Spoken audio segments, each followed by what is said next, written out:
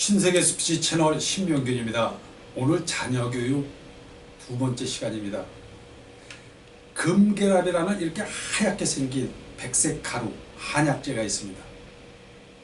옛날에 아기 젖을 뗄 때쯤 되면 엄마들은 전무덤에다가 그 흰 가루를 칠했어요. 굉장히 씁니다. 아이는 뭣도 모르고 이 젖을 빨다가 깜짝 놀라갖고 자지러지게 옵니다. 이렇게 몇 번을 경험하고 나면 아이는 자연스럽게 엄마 품에서 떨어지기 시작하는데요. 이때 비로소 최초로 인생의 쓴맛을 보게 된 거죠. 그리고 이제 동등한 입장에서 가족 공동체와 함께 식탁에 앉아서 밥을 먹게 됩니다. 이것이 바로 첫 번째 단계 홀로 세우기입니다. 이제 나이가 4, 5세 정도 되면 애들이 굉장히 짓궂어지고 겨울 막 이렇게 개구장이 노릇을 합니다. 그럴 때 엄마 아빠한테 혼나죠. 종아리를 걷어붙이고 회초리로 때립니다. 제가 여기서 한번 질문해 볼게요. 여러분은 아이가 꿋꿋하게 견디면서 끝까지 다 맞아내기를 원합니까? 아니면 어느 정도 아픔을 느낄 때 적당한 시기를 봐서 도망가는 아이를 원합니까?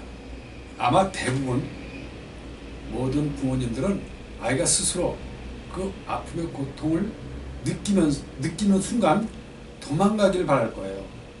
그 미련을 계속 맞고 앉아있으면 어머니들의 가슴이 점여옵니다.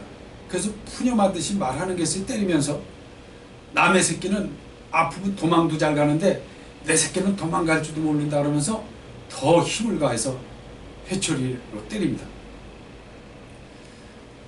사실 이 홀로 세우기의 2단계라고 볼 수가 있죠. 도망가는 것도 하나의 융통성이고 또 그 순발력 있게 슬기롭게 자신의 그 위험에서 벗어날 줄 아는 그런 지혜라고 볼 수가 있잖아요. 성경 잠언에도 아이의 마음에 미련한 것이 얽혀 있으나 징계의 채찍이 이를 멀리 쫓아내느니라, 이런 얘기가 있습니다. 제가 막 아이를 잡들이하고 두들겨 패라는 얘기가 아닙니다. 부모가 갑질을 하라는 얘기가 아니에요. 마땅히 해야 할 일을 행할 수 있게끔 아이를 가르치라는 얘기예요. 그런데 더 중요한 것은 마땅히 행해야 할 일이 어떤 것조차인지도 모르는 부모가 있다면 그게 더 문제가 되겠죠. 우리하고 교육 문화가 비슷한 이스라엘 민족, 여러분 기억하실 거예요.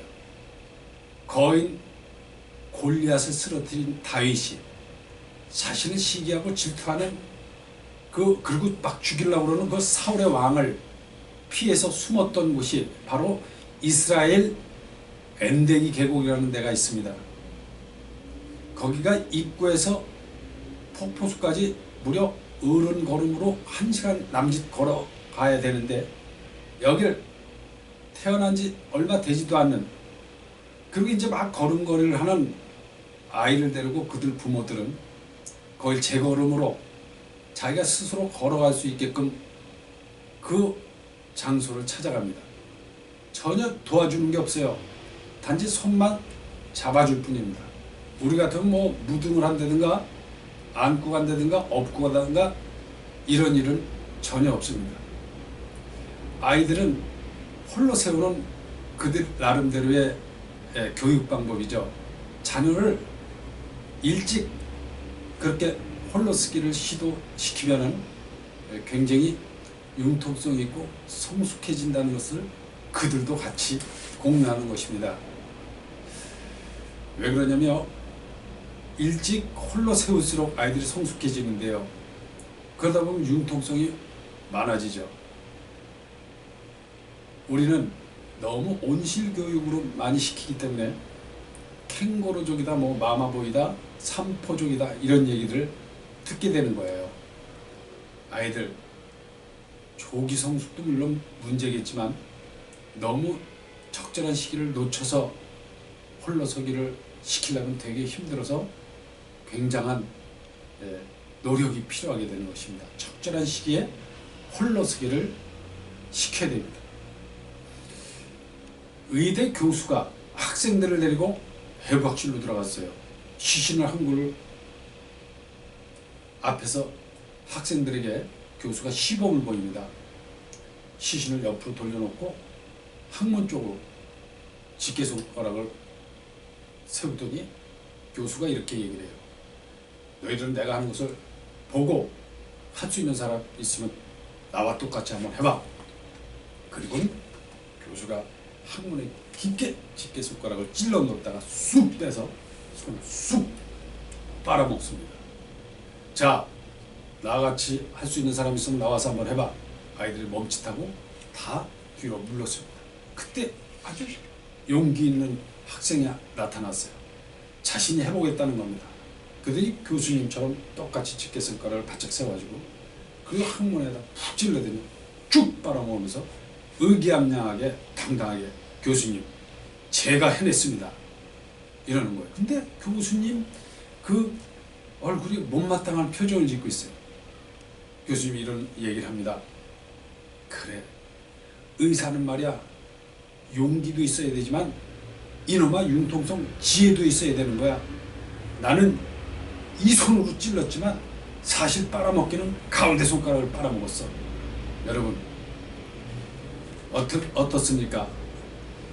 아이들에게 용기도 필요하고 자신감도 필요합니다. 그러나 그것이 삶의 전부를 또 삶의 일부를 책임지지 않습니다. 융통성이 있어야 또 어떤 지혜가 있어야 슬기로움이 있어야 이 삶을 살아나가는데 어려움을 덜 겪게 되는 것이겠죠. 자, 우리가 보면 이 짐승 중에서 가장 새끼 사랑이 극진하다는 곰이 있어요. 곰은 뜨거운 사랑과 차가운 사랑을 잘 병행해서 할 줄 아는 짐승 중에 하나입니다. 새끼 젖을 뗄 때쯤 되면은 산이나 들로 데려가요. 산딸기가 무성하게 열린데 새끼를 데려다 놓으면 새끼가 정신없이 산딸기 달라붙어 갖고 막 따먹습니다. 어미는 그때 정신없이 새끼가 먹고 있을 때 딱 뒤돌아서서 자신의 갈 길을 가버립니다. 새끼를 놓고요. 그리고 한참 뜯어먹던 새끼는 뒤돌아보니까 글쎄 어미가 없어진 거예요. 한참 울다가 본능적으로 자신이 홀로 서야 된다는 것을 알고 그때 비로소 자신의 길을 가기 시작합니다.